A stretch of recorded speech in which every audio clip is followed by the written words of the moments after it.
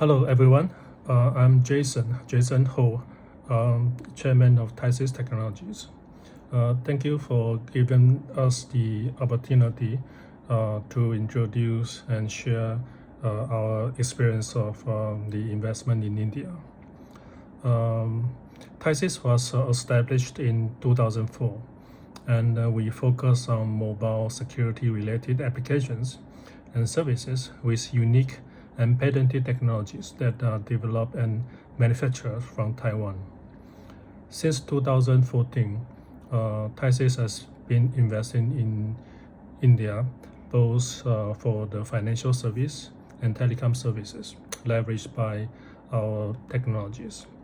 Our vision in India is to build the infrastructure for a connected network to provide e-mobility as well as the digitization for the financial services in India.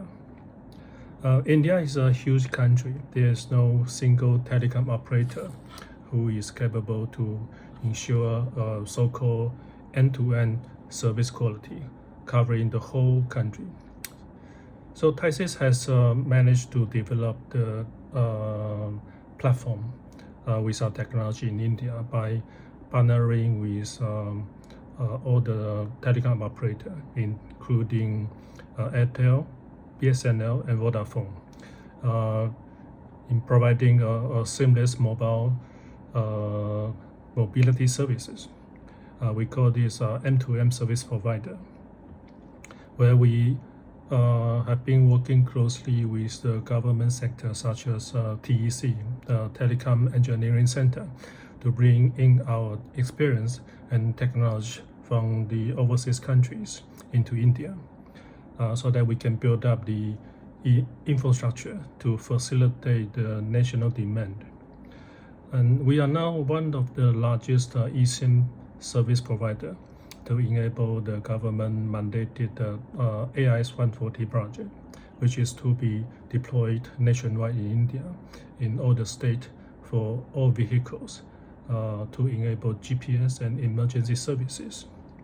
So in that sense, we are actually building up the infrastructure for IoT in India. And with the upcoming electronic vehicle ecosystem, we are actually ready to serve the intensive growing industry with our services, which all EV manufacturers in the future can have reliable and interruptible service for e-mobility. In the other hand, I would also like to share our investment in the fintech sector. Again, India is a huge country. The consuming power of the population is significant and tremendous. So we want to embrace the future growth for fintech and in this country for digital payment. We want to particularly focus on the technology that is untouched. In India, there are nearly 500 kilometers of underground metro under construction, in addition to what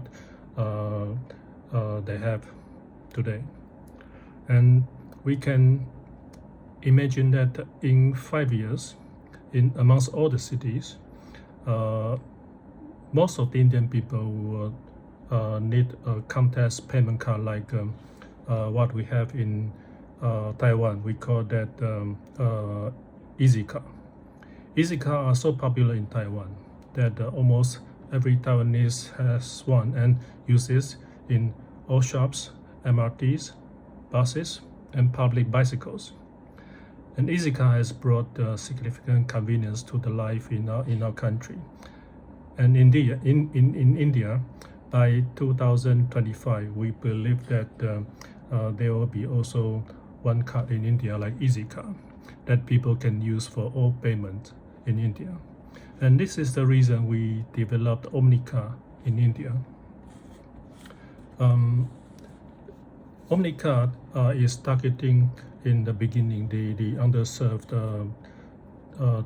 230 million youth market where young people in between 16 to 24 years old who do not have earning power yet, but their spending significant. And all these people, they are going to become the most productive population in the next 5 to 10 years. We have designed car for boys like this, and we have designed car for girls like this, and we'll be designing more and more tailor-made cars for this segment. And all these cars come with an app specially made for the young people for stepping their life into digital and responsible payment.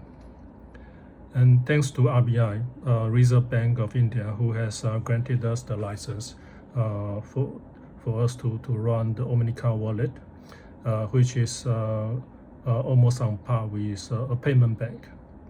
So starting with OmniCard, we are planning to expand our target market into public transportations, like what we have done in Taiwan.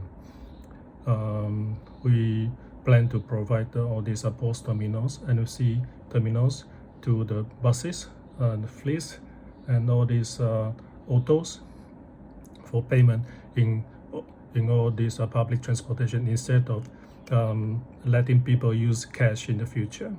Yeah, so we want a completely digitized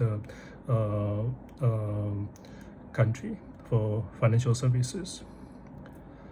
And in the other hand, I would like to mention that there are nearly 40% of mobile devices in India that are unconnected with internet due to all these geographic reasons. And this represent almost 500 million population who do not have access to payment or banking services with their mobile phone. And people may have to travel for one day in order to reach their bank to make a fund transfer. And for the past 2 years, we have worked with the central bank RBI for utilizing our technology as an offline payment solution that is secure and convenient and is interoperable. In September this year, we received the approval from our RBI for successful sandbox. And that means that our technology is already proven in the country and is becoming a de facto standard as fintech technology. So now we are ready to work with our banking partners, as well as the MFIs and NBFCs, to bring real financial inclusion to India. And behind all this, it was a long journey of investment and learning curve in order to bring the real social impact in the country. But now we feel proud to work with any partners in India because we are improving the life of people here, and we will continue to do so. Thank you so much.